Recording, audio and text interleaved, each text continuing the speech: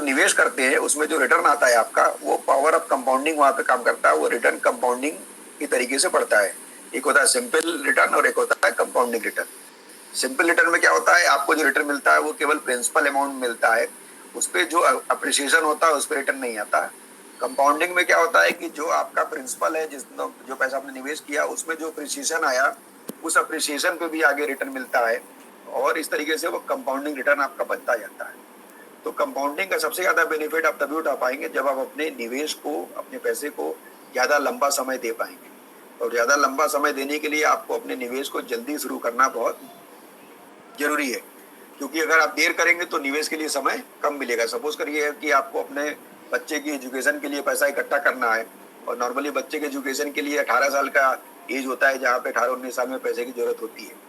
अब अगर आप उस बच्चे की एज अगर 0 साल 1 साल है, अगर उसी समय से अगर आपने शुरू कर दिया तो आपको निवेश के लिए 18 साल का समय मिल जाएगा।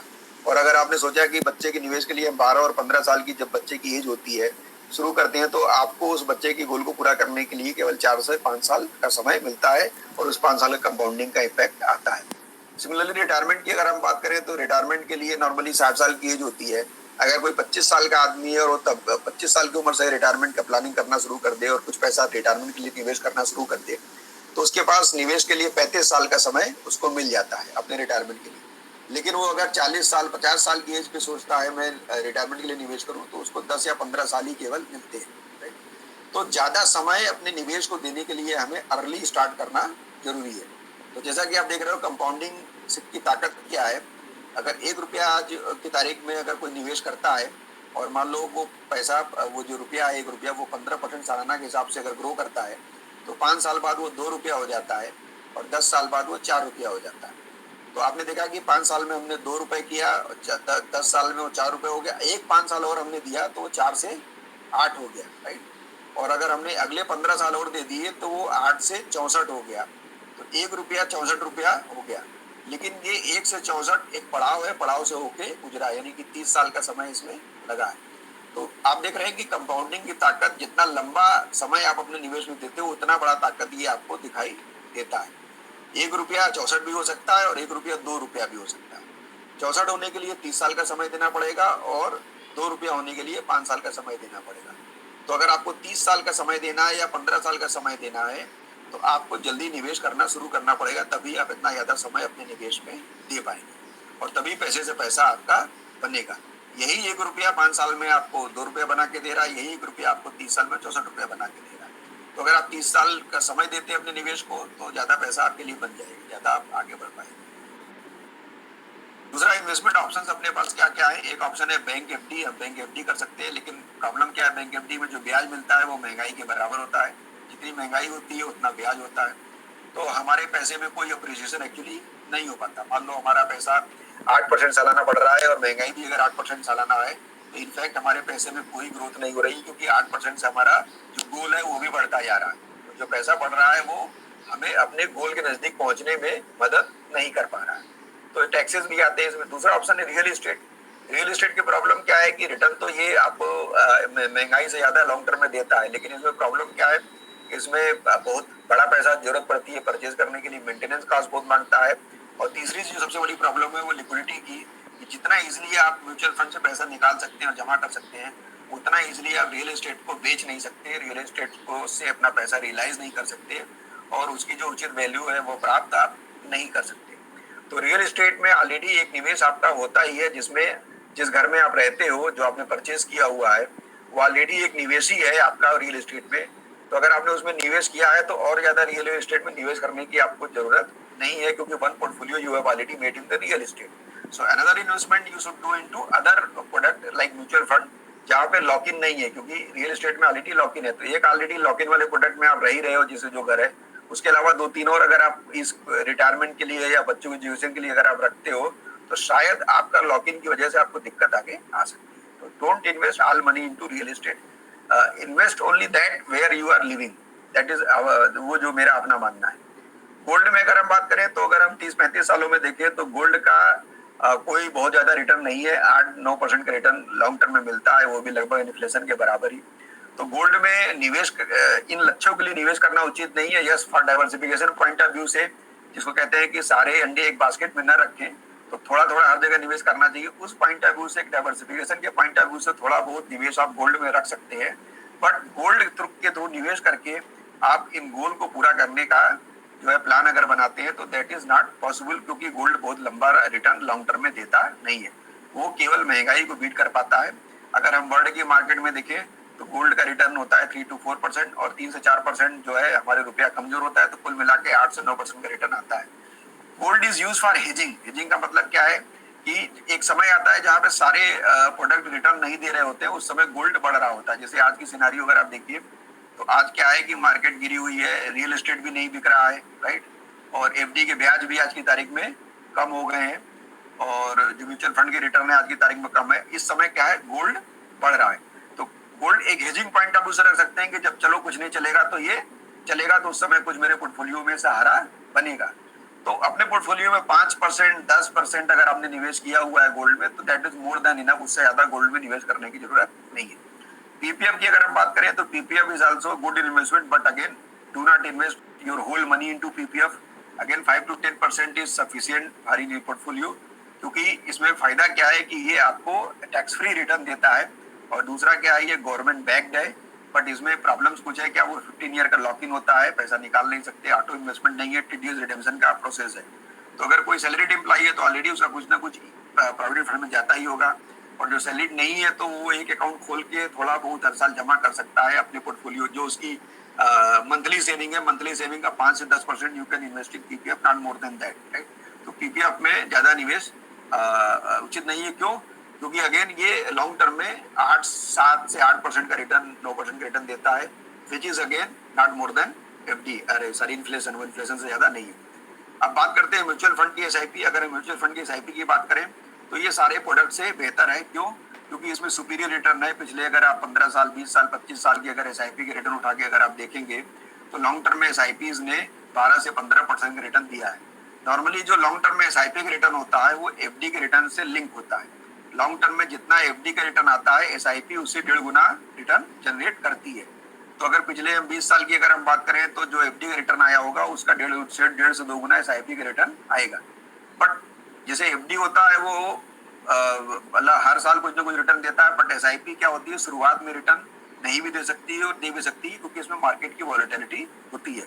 But long term point of view से अगर हम देखें, हमें अपने जो गोल है, जो हमने डिस्कस किया, बच्चों की एजुकेशन, बच्चों का या खुद बच्चों की मैरिज या खुद का रिटायरमेंट, ये सब लॉन्ग टर्म गोल है। और लॉन्ग टर्म गोल के लिए इक्विटी फंड में एसआईपी बेहतर रहती है। शॉर्ट टर्म में दिक्कत हो सकती है, बट लॉन्ग टर्म में कोई दिक्कत इसमें नहीं आती है, जो कि आगे हम देखेंगे। ऑटो इन्वेस्टमेंट की फैसिलिटी है, आप जब चाहे तब निवेश कर सकते हैं। हाई लिक्विडिटी है, कभी भी पैसा विड्रॉ करना हो तो आप विड्रॉ कर सकते हैं। इजी टू इन्वेस्ट और रिडेम्पशन प्रोसेस, आसानी से आप अपने मोबाइल के जरिए कभी भी निवेश कर सकते हैं और कभी भी पैसा विड्रॉ कर सकते हैं। ट्रांसपेरेंट एंड कन्वीनियंट है, आपको अपने मोबाइल पे इसकी वैल्यू कभी भी चेक करना हो तो आप चेक कर सकते हैं।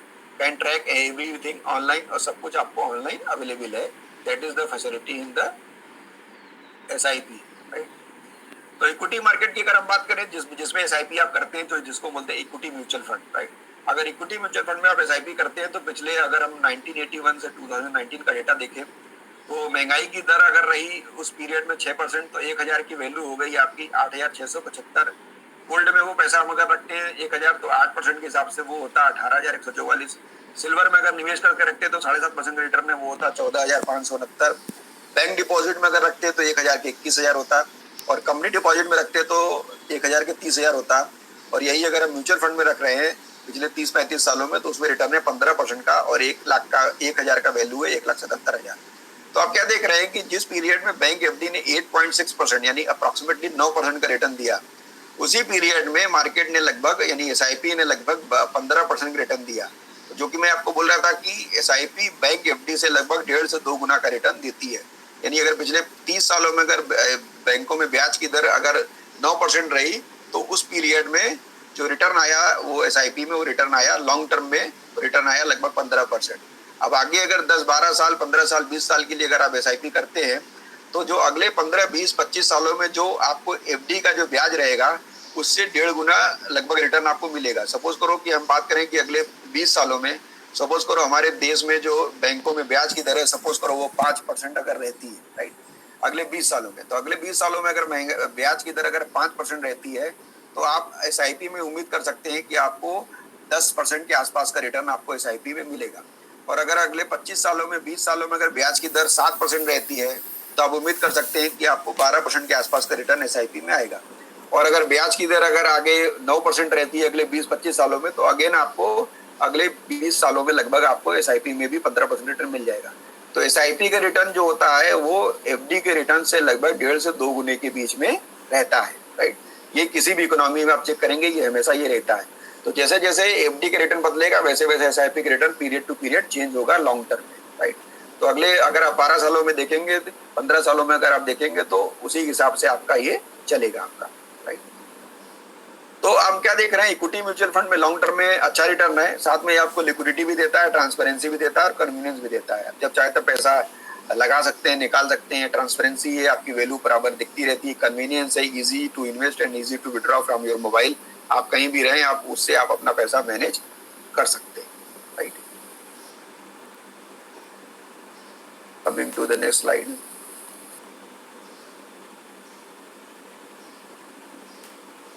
कुछ बेनिफिट देख ले एसआईपी का। Simplest way to invest for long your dream. आसान तरीका है, एक बार आपने डॉक्यूमेंटेशन पूरा कर दिया और आपका निवेश हो जाएगा। लेस पेपर वर्क है इसमें, वही मैंने बताया। एक बार आपको आधार कार्ड देना है, एक बार पैन कार्ड देना है, एक बार अपने बैंक की डिटेल देनी है। Once you completed the documentation after that very easily you can do SIP and very easily you can withdraw from the SIP. Benefits of compounding मिलता है इसमें, जो हमने बताया आपको। ऑटोमेटिक मंथली है, आपने जो डेट डिसाइड की, जो अमाउंट डिसाइड किया उस डेट और उस अमाउंट को आपके खाते से पैसा कट जाता है। Invest fix amount every month, आपका हर महीने इसी तरीके से डिसिप्लिन हो जाते हो आप और डिसिप्लिन तरीके से हर महीने आप निवेश करते हो।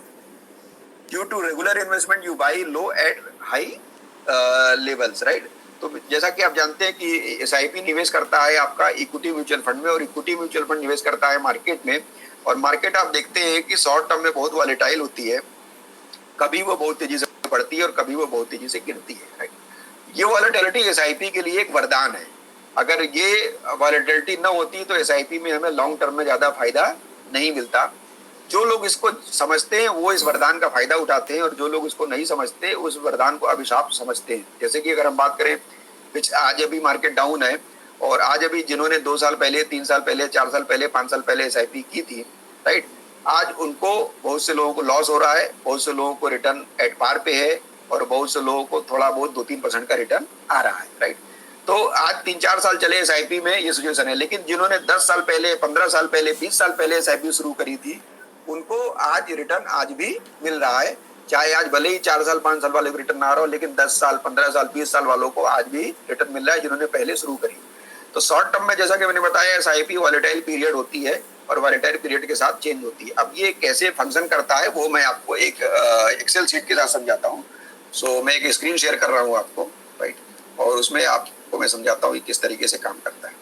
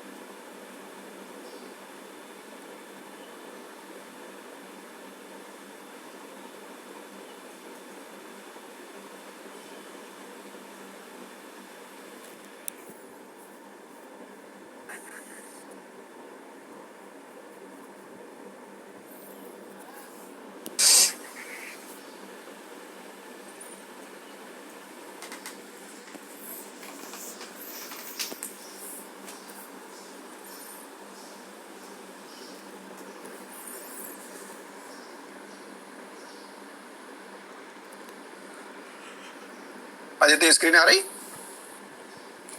आदित्य स्क्रीन आ रही?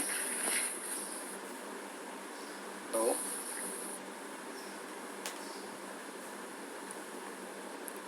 हाँ सर स्क्रीन आ रहा है, प्रॉपर आ रहा है। Okay, right. तो एक एग्जांपल मैं दिखा रहा हूँ यहाँ 20 ईयर्स एसआईपी का आपको। तो अगर आप देखिए तो ये एक फंड है निप्पॉन इंडिया ग्रोथ फंड, उसमें एसआईपी स्टार्ट की गई 10 मार्च 2010 को, और जिसमें हर महीने 10 तारीख को एसआईपी कटनी होती है, राइट। और ये एसआईपी है 10,000 रुपए की एसआईपी है। तो पहला महीना जो इंस्टॉलमेंट गया, क्योंकि एसआईपी में आप हर महीने यूनिट खरीदते हैं, तो हर महीने जो यूनिट मिलते हैं, जो हर महीने उस दिन जिस दिन आपका पैसा कटता है उस दिन जो एनएवी होती है, जिसको हम नेट एसेट वैल्यू बोलते हैं, उस प्राइस पे आपको यूनिट अलॉट होते हैं। और जब 20 साल में इस तरीके से हर महीने आप यूनिट एक्यूमुलेट करते हो, तो 20 सालों में जो यूनिट आपका एक्वायर होगा और उस समय जो एनएवी जो प्राइस होगा उसका, उस प्राइस से मल्टीप्लाई होगा, जो वैल्यू होगा वो आपको मिलेगा। तो इसका मतलब ये समझ में आ रहा है कि हम जब 20 साल बाद जब हम पैसा लेने जाएंगे, तो जितना ज्यादा यूनिट हमारे पास होगा उतना ज्यादा पैसा हमें मिलने की संभावना रहेगी। और ज्यादा यूनिट एक्वायर करने के लिए एनएवी अगर बीच में कम होती है तो हमें फायदेमंद होगा। तो जैसे कि हम पहला महीना देख रहे हैं 43 रुपए की एनएवी पे हमें 229 यूनिट मिल गया। फिर हम क्या देख रहे हैं, ये एनएवी 4 महीने में कम होकर 29 रुपए आ गई। अब 29 रुपए आ गई तो हमारे नंबर ऑफ यूनिट कितने हो गए, 343।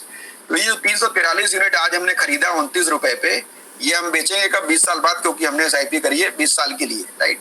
तो अब हमें फायदा क्या हो गया कि पहले महीने में हमने 229 यूनिट खरीदे थे, अभी 343 खरीद लिए, तो ज्यादा फायदा हो गया, हमें यूनिट ज्यादा मिल गए, राइट।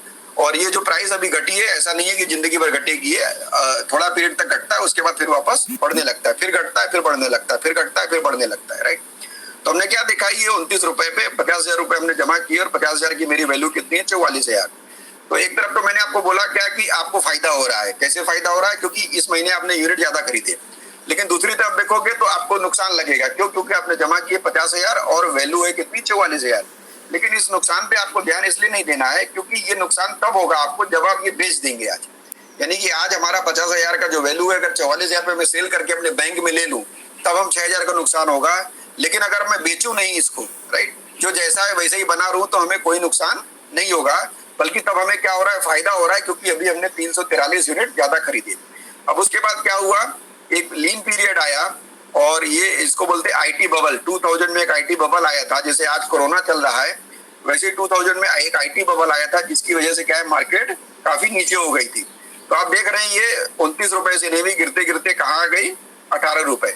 यानी कि 43 से हमने शुरू किया, वो 18 रुपए आ गई, और अब हमें यूनिट कितना मिल रहा है, 529। तो मैं आपको क्या बोल रहा हूँ, सर आपको बहुत फायदा हो रहा है, आपको तो डबल फायदा हो रहा है। कैसे डबल फायदा, पहले आप खरीदते थे 200, पहले आपने खरीदा था कितना, अगर आप देखिए तो 229 यूनिट, और अभी आप खरीद रहे हैं कितना सर, 18 रुपए पे 529 यूनिट, यानी कि आपको 100% का बेनिफिट है। लेकिन आप मुझे दिखाते हो सर, क्या कहते हो कि 1,40,000 की मेरी वैल्यू 1,01,000 है, विवेक भाई आप क्या बात कर रहे हो, मेरा 40,000 का नुकसान हो गया और आप मेरे को बोल रहे हो फायदा हो रहा है। तो मैं आपको बोलूंगा सर कि नुकसान पेपर पे है, जब तक इसको बेचोगे नहीं तब तक आपको कोई नुकसान नहीं है। आप होल्ड करिए, क्योंकि आपने एसआईपी 20 साल के लिए की है, एंड हैव ए पेशेंस, क्योंकि ये मार्केट का नेचर होता है क्या कि एक पीरियड तक गिरती है, दूसरे पीरियड में बढ़ती है। वो हम आगे यहाँ पे देखेंगे कि क्या हुआ एक्चुअल में। बट ये जब 18 आया था, पता नहीं था कब बढ़ना है कब नहीं बढ़ना है, कब तक गिरेगा कब तक बढ़ेगा, इसका टाइमिंग कोई कर नहीं सकता। इसलिए हम क्या बोलते हैं, धैर्य रखो और जो चल रहा है उसको चलने दो, राइट। और उसमें कोई छेड़खानी आप ना करो, ना तो एसआईपी बंद करो, ना पैसा निकालो। आपने 20 साल के लिए अपने रिटायरमेंट के लिए, अपने बच्चे के एजुकेशन के लिए एसआईपी की है, और उसको चलने दो एज इट इज, कोई परेशानी की बात नहीं है, राइट। और इसी तरीके से अगर चलता रहा, फिर ये देखिए काफी दिन तक उसके बाद भी ये 16 रुपए भी आया। ये देखिए यहाँ पे 2001 में 16 आ गया, जब 18 में आपने क्वेश्चन किया था तो हमने समझाया था आपको, फिर 16 आ गया। अब फिर से पैनिक होगा आपको कि यार 18 में आपने कहा था और ये तो 16 आ गया। तो फिर मैं आपको बोलूंगा सर अभी देखिए नंबर ऑफ यूनिट पहले से बढ़ गए आपके, 597 हो गए। भले 2 लाख की वैल्यू 43 है, but don't look at that because you are not going to sell today, right. You consider on that जो आप खरीद रहे हो आप, राइट।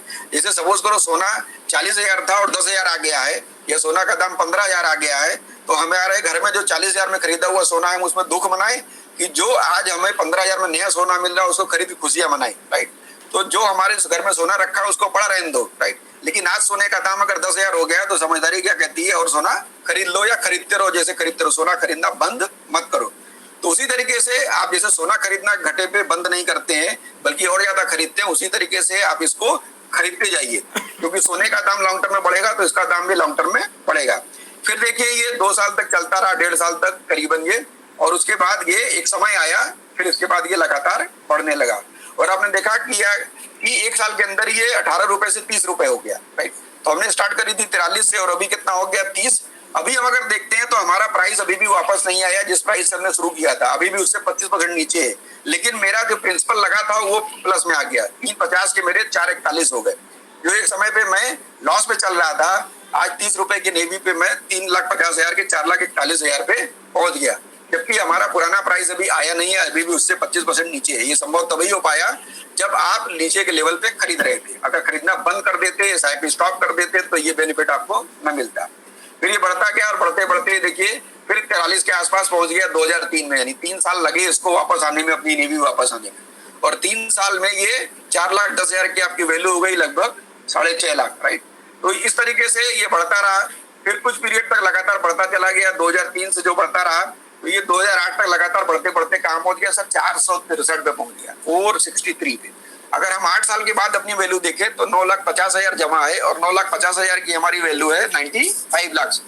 तो अगर हमने धैर्य रखा तो धैर्य का परिणाम ये मिला मेरे को कि हमारी वैल्यू 9.5 लाख के 95 लाख पे पहुंच गई, जो कि एक समय हम बड़े कष्टदायी दौर से गुजर रहे थे 2 साल 3 साल के अंदर में, कि हमने जितना मूलधन जमा किया था हमारी वैल्यू तो उससे 25-30% नीचे आ गई थी, बहुत कष्ट में थे। लेकिन दूसरी तरफ हम फायदा क्या देख रहे थे, हमें नंबर ऑफ यूनिट ज्यादा मिल रहा था, यानी हम ज्यादा सोना खरीद रहे थे। और ज्यादा सोना खरीदने का फायदा ये हुआ कि जब मार्केट वापस बढ़ी और बहुत तेजी से आगे गई तो हमें बम्पर रिटर्न जनरेट हुआ। तो आप वो जो समय पे नहीं बेचा अगर किसी ने तो उसका फायदा उसको बाद में मिला। बट ये 463 के बाद वापस गिरना शुरू हुआ और गिरते गिरते ये आप देखिए विद इन ईयर ये 206 रुपए आ गया, यानी फिर से आधा हो गया। जो 2000 में आधा हुआ था और 2008 में ये फिर से आधा हो गया।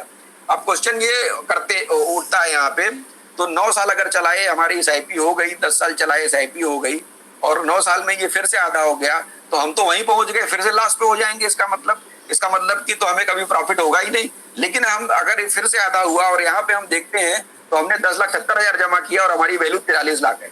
यानी जब दोबारा 10 साल के बाद ये सिचुएशन आई तो इस सिचुएशन में हम लॉस पे नहीं है, इनफैक्ट हम 4 गुने पे बैठे हुए हैं। 10,70,000 के 43 लाख हमारी वैल्यू है। तो जो मैं आपको बोल रहा था कि जो आज 3 साल 4 साल 5 साल चला एसआईपी हो गया, उनको परेशान होने की जरूरत नहीं है। वो 5 साल 10 साल अभी कंटिन्यू जैसे ही करेंगे वो उनका प्रॉफिट में अपने आप कन्वर्ट हो जाएगा, उनको कोई चिंता करने की जरूरत नहीं है। और एक बार वो 10 साल उनकी एसआईपी की बीत गया फिर उनको जिससे कहते हैं मोक्ष की प्राप्ति हो गई, यानी उसके बाद मार्केट कितना भी ऊपर नीचे जाए वो कभी भी लॉस में जाएंगे नहीं और हमेशा प्रॉफिट में रहेंगे, राइट। तो ये 205 रुपए की एनएवी आई, बट कोई दिक्कत नहीं है, एनएवी आधी हुई बट हमारा 1080 के आज भी 43 लाख है, हमें कोई परेशान होने की जरूरत नहीं है। 9 साल के बाद भी घटने की जरूरत नहीं है। तो जो आज 10 साल पहले एसआईपी कर रहे थे, 12 साल पहले एसआईपी कर रहे थे, उनको आज कोई नुकसान नहीं है, राइट। लेकिन जो 4 साल 5 साल वाले हैं उनको आज नुकसान है। फिर क्या हुआ देखिए, 1 साल के अंदर फिर ये बढ़ गया और 2010 तक ये जो पुराना रिकॉर्ड था वो भी तोड़ दिया उसने और कहां पहुंच गया 546 पे। तो जब 218 होता है तो लोगों के दिमाग में क्वेश्चन आता है क्या दोबारा कभी ये बढ़ेगा, डाउट क्रिएट होते हैं लोगों के मन में। बट ऐसा नहीं है, कोई चीज गिरी है तो बढ़ेगी नहीं, और ये दोबारा बढ़ के फिर 546 पहुंच गया। और इस पीरियड में अगर हम देखें तो 12,90,000 की वैल्यू है हमारी, कितनी, 1,17,00,000, राइट। फिर उसके बाद अगर हम देखते हैं तो फिर से एक लीन फेज आया, जब कोल स्कैम हुआ था तो ये फिर से गिर के 407 हुआ। अगेन इस पीरियड में अगेन हमें नंबर ऑफ यूनिट ज्यादा मिलने लगे, राइट।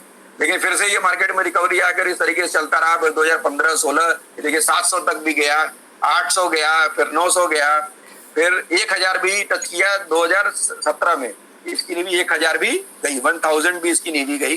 जो 43 से 18 देखी हम लोगों ने, 18 से 500 देखी हम लोगों ने, 500 से 200 देखी हम लोगों ने, और 200 से 1,000 अब देख रहे हैं हम, राइट। 2017 में ये 1,000 हुआ और 1,000 के बाद ये इस तरीके से 2018 तक 1,000 के ऊपर चलता रहा। और फिर अभी जब मार्च में गिरावट आई 2020 में तो 1,000 से गिर के 1,100 से गिर के जो 1,100 तक गया था, इनफैक्ट 1,230 तक गया था, राइट। या देखिए फरवरी 20 की नेवी 1,230 है, 1,230 से घट के ये 803 आ गया। यानी कि एक महीने में जो मार्च में मार्केट गिरी थी, ये जो मार्केट गिरा मार्च में, उससे यहाँ पे 25% का 30% का लगभग फॉल हो गया। अब नेवी हो गई 803 रुपए। अब हम देखें कि हमने जमा कितना किया, 24,20,000, और आज हमें मिल कितना रहा, 1,86,00,000। मतलब क्या है कि 20 साल जिसने एसआईपी चलाई उसके लिए आज का ये 25-30% गिरावट मतलब कोई मायने ही नहीं रखता, उसके ऊपर कोई असर करने वाला ही नहीं है, राइट। वो इन सब चीजों से, इस मार्केट की वॉलेटिलिटी से मुक्त हो गया। तो जो पुराना इन्वेस्टर हो जाता है उसके ऊपर मार्केट का असर नहीं के बराबर होता है, जो नया इन्वेस्टर होता है उसके ऊपर ज्यादा होता है। तो अगर आज कोई नया इन्वेस्टर है तो उसके असर ज्यादा दिखेगा, लेकिन जैसे जैसे वो पुराना हो जाएगा उसका असर कम होता जाएगा। अब अगर हम इसकी समरी देखें तो समरी हमने क्या दिखी, 24,20,000 जमा हुए 10,000 रुपए के हिसाब से, और 1,86,00,000 वैल्यू है, लगभग 17.8% रिटर्न गिरी हुई मार्केट में मिल रहा है। अगर यही रिटर्न हम 3 महीने पहले देखते तो शायद ये 20% था या 19% था। 19 से कुछ कम हुआ तो 1.5-2% कम हुआ तो 17.8, बट 17.8% पिछले 20 सालों में आपने देखा कि बैंक में कितना रिटर्न था सर, 8.5%, राइट। और यहाँ कितना मिल रहा है, 17.5%। तो बैंक से डबल से भी ज्यादा हो गया ये तो। और मैंने आपको बोला था कि 1.5 से दुगना का आप एक्सपेक्ट करिए, राइट। ये तो आज उससे दुगने से भी ज्यादा दे रहा है। 8.5 का दुगना होता है सर 17, और ये 17 से भी ज्यादा रिटर्न दे रहा है।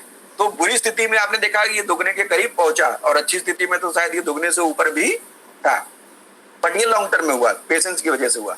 अब इसमें देखिए मैजिक क्या रहा, मैजिक ये रहा कि हमारे इस एसआईपी में बुरे पीरियड भी आए और अच्छे पीरियड भी आए। तो हमने निकाला कि बुरे पीरियड का रिटर्न का क्या रिटर्न आया निवेश का।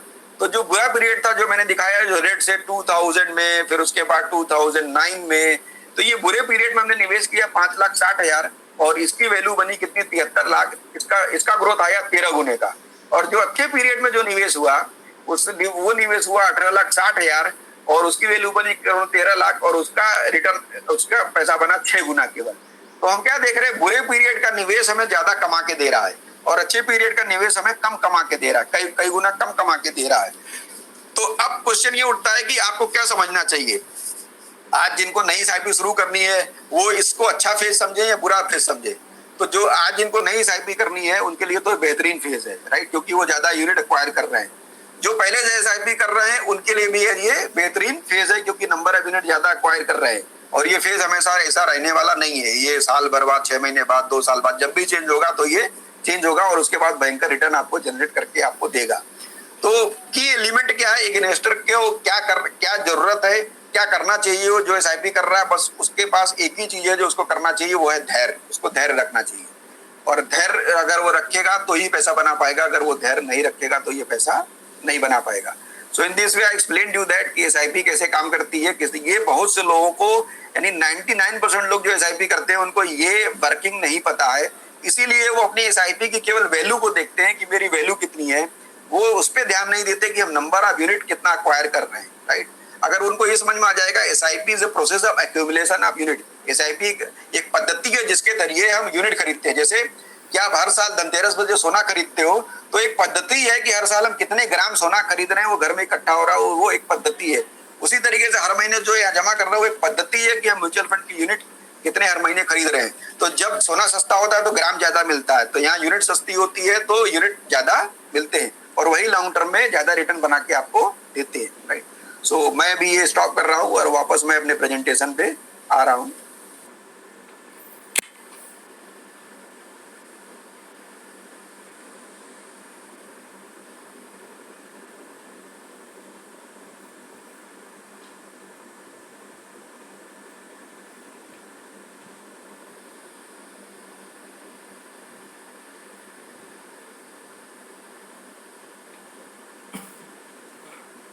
थोड़ा सा कर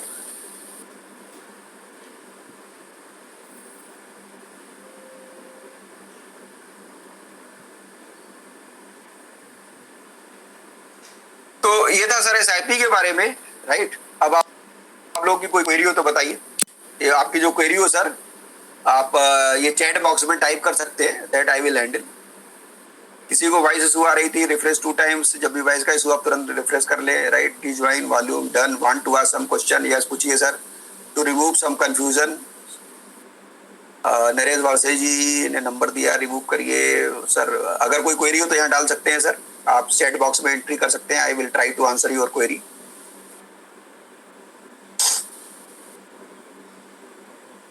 index fund are better than multi cap funds. Long term में अगर हम बात करें तो multi cap funds are better than index fund, क्योंकि लॉन्ग टर्म में मल्टी कैप जो फंड होते हैं इंडेक्स फंड से 2-3% लगभग ज्यादा रिटर्न जनरेट करते हैं। शॉर्ट टर्म में कभी इंडेक्स फंड ज्यादा होता है, कभी मल्टी कैप फंड ज्यादा होता है, बट अगर आपको लंबे समय के लिए जाना है तो मल्टी कैप फंड बेटर है सर। अगर आपको 2-3 महीने 6 महीने के लिए पैसा लगाना है तो you can go to index fund, but long term के लिए मल्टी कैप फंड बेहतर है सर, क्योंकि पास्ट का जो रिकॉर्ड है वो ये बताता है कि मल्टी कैप फंड ज्यादा रिटर्न देते हैं। Want to sell my mutual fund, you can sell it sir, आप अपना म्यूचुअल फंड बेच सकते हैं। अगर आपने ऑनलाइन हमारे यहाँ ई वेल्थ के थ्रू निवेश किया है तो यू कैन डू दैट, आप उसको सेल कर सकते हैं, कोई दिक्कत नहीं है। अभी लॉकडाउन है तो फिजिकल सेलिंग कोई पॉसिबल नहीं है, यानी साइन करके नहीं हो सकता, राइट। तब तक हमें इंतजार करना पड़ेगा जब तक कि खुल ना जाए। और अगर आपने ई वेल्थ अकाउंट खोला हुआ है, हमारे यहाँ ऑनलाइन फैसिलिटी है अगर आपके पास, तो आप उसको अभी सेल कर सकते हैं। और किसी की कोई क्वेरी?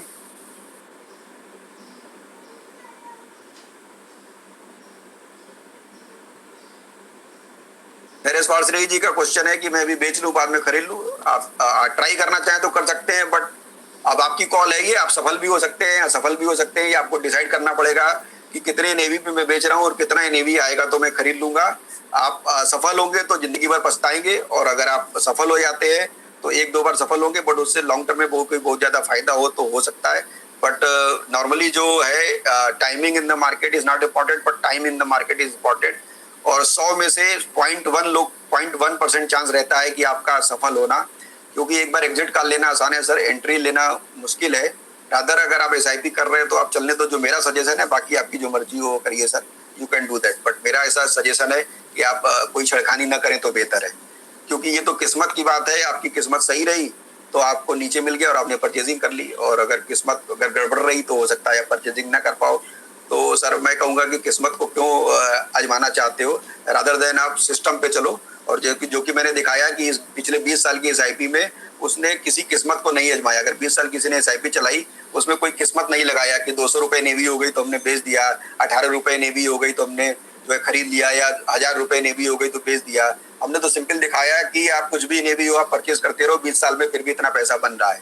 अगर आपको इतनी संतुष्टि नहीं है तो आप ये काम कर सकते हैं। Tell us about lump sum investment. Sir आज का सेशन लमसम का नहीं हो पाया क्योंकि प्रेजेंटेशन तैयार नहीं था, so we will arrange this next time. So next time हम आपको बताएंगे सर, राइट, क्योंकि उसकी पीपीटी तैयार नहीं हो पाई थी लमसम की, तो आज हमने इसीलिए एसआईपी कर रखा है sir.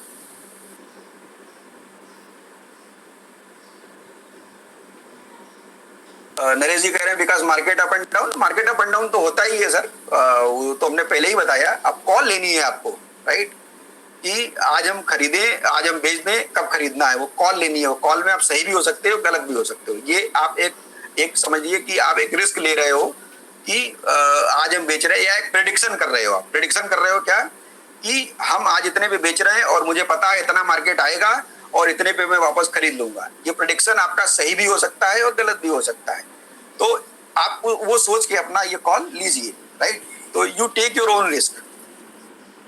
Should I add more money now in running SIP since market is down? Yes, मेरा सजेशन क्या है, थोड़ा थोड़ा करके अगर आप जैसे SIP चला रहे हैं तो एक 4-5 महीने 6 महीने या साल भर की एक शॉर्ट ब्लास्ट SIP कर दे, जो 5-6 महीने साल भर तक, जब तक ये मार्केट अगर डाउन रहता है तो आपकी परचेजिंग हो जाए। या अगर शॉर्ट ब्लास्ट SIP नहीं कर सकते तो थोड़ा थोड़ा करके, जैसे मान लो आपके पास 50,000 रुपया पड़ा है और आप सोच रहे हैं कि मैं SIP में टॉपअप कर दूं, राइट, तो उसको 5-5 हजार करके 5-5 हजार करके थोड़ा थोड़ा करके एवरी वीक या एवरी 10 दिन में आप उसको निवेश करते जाएं, तो हर ये 3-4 महीने 6 महीने का एवरेज ले लें इस तरीके से, और इस तरीके से आप निवेश करें, राइट। तो गौरव जी का आंसर दे दिया मैंने। इस टाइम लमसम करने सही होगा? यस, कर सकते हैं, राइट। मार्केट ऊपर नीचे अभी भी होती रहेगी, तो मेरा सजेशन क्या है, लमसम करने के लिए आप थोड़ा थोड़ा करके उसको, जैसे जितना भी पैसा आपको लमसम का लगाना है तो उसको 2-3 महीने के स्प्रेड में लगाइए, राइट, इकट्ठा मत लगाइए। जैसे 1 लाख रुपया लगाना है तो उसको 4 पार्ट में या 5 पार्ट में डिवाइड कर ले और थोड़ा थोड़ा करके लगाएं, क्योंकि मार्केट इस समय काफी ऊपर नीचे हो रहा है। कब कितना ऊपर नीचे हो जाए तो उसका एवरेजिंग हो जाएगा, आपको उसका फायदा मिल जाएगा। That you can do, right. और अगर आपको नीचे जाने का कोई डर नहीं है तो एक बार में भी डाल सकते हैं, राइट। ये सपोज करिए आपने अभी डाला और मार्केट अभी ऊपर नीचे हुई और नीचे जाती भी है तो भी आप पैनिक नहीं होते, तो कोई दिक्कत नहीं। जो भी पैसा आज लग जाएगा वो 3 साल में 5 साल में रिटर्न बनाएगा, राइट, इसमें कोई डाउट नहीं है। ये पास्ट का जो डेटा है वो यही बताता है। Any website to track historical NAV? Yes, njwealth.in पे आप जाके ट्रैक कर सकते हैं, वहां पे हिस्टोरिकल एनएवी मिली हुई है सर, जो हमारा वेबसाइट खुद का है njwealth.in, आप उस पर जाइए सर, मिल जाएगी आपको पुरानी एनएवी सब वहां पे अवेलेबल है। Should go to some SIP और न्यू वन? मेरा सजेशन क्या है, जो एसआईपी आप कर रहे थे उसी में आप जाइए, न्यू करने के बजाय उसी में एवरेजिंग करिए तो बेहतर रहेगा आपके लिए, जिसमें आप कर रहे थे, rather than going into new, right. It is better to उसी में एवरेजिंग करिए तो that is good. Which fund to invest? Multi cap fund sir, मेरा सजेशन है सर, मल्टी कैप फंड में आप निवेश करिए, that will be better for you. Which multi cap fund is good for, हम लोगों ने 5 मल्टी कैप फंड डिसाइड किए हुए हैं। एक है आपका Kotak standard multi cap, SBI multi cap और Invesco contra fund and Motilal Oswal 25 और एक्सिस 25 फंड, राइट। ये 4-5 अच्छे फंड है जिनमें आप एसआईपी के जरिए निवेश कर सकते हैं।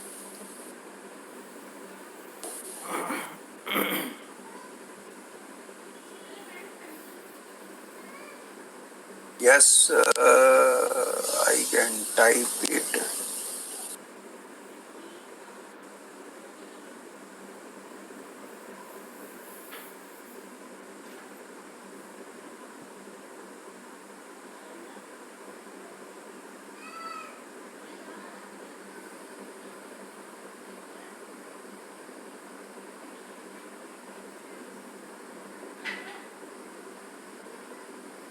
सर फ्रैंकलिन टेम्पल्टन का बर्ड आई व्यू कई बार मैं दे चुका हूँ, तो अभी चूंकि यहाँ पे बहुत समय लग जाएगा और we are short of time, और इसके लिए आप अपने एडवाइजर से बोलिएगा तो we can do con call और सेपरेटली मैं आपको समझा दूंगा सर, राकेश जी, क्योंकि उसमें काफी टाइम लगेगा समझाने में and this is the SIP का टॉपिक है यहाँ पे, तो better we discuss the SIP और सेपरेटली वी कैन टॉक। आप अपने एडवाइजर को बोलिएगा तो मैं कॉन कॉल पे आपके साथ बात कर सकता हूँ। Returns of Motilal have not been good for last 4 years. Sir सारे फंडों के रिटर्न अच्छे नहीं है, बट कंटिन्यू करिए, Motilal is a good AMC और आगे रिकवर करेगी, कोई दिक्कत नहीं है, चलने दीजिए सर। उसमें मोतीलाल के कौन से फंड में आई डोंट नो, आपका मिड कैप में या लार्ज कैप में, बट सभी परफॉर्म नहीं कर रहे हैं, but don't worry about that, it will recover sir. Please tell about some mars investment. Mars investment का अगला सेशन मेरा होगा, वो आपको इंटीमेशन आ जाएगी सर, उसमें हम बताएंगे आपको मार्स इन्वेस्टमेंट के बारे में।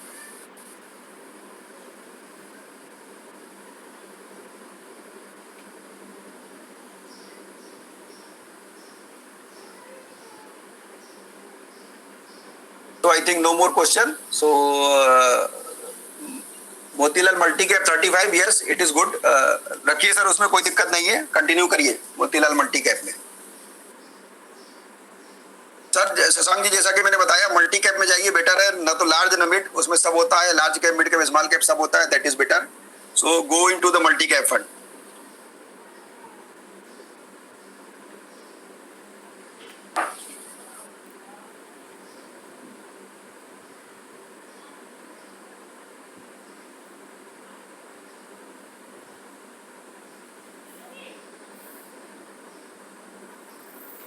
तो परचेज इन एनजे का ऑप्शन आदित्य है मेरे साथ। आदित्य, अपने एनजे में अगर किसी को परचेज सेल करना है तो ऑप्शन है, कैसे क्या है वो जरा आप डिटेल बता दीजिए।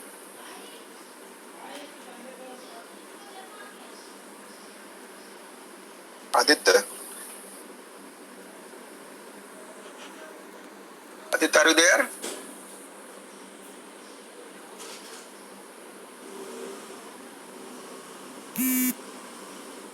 आवाज आ रही है आदित्य?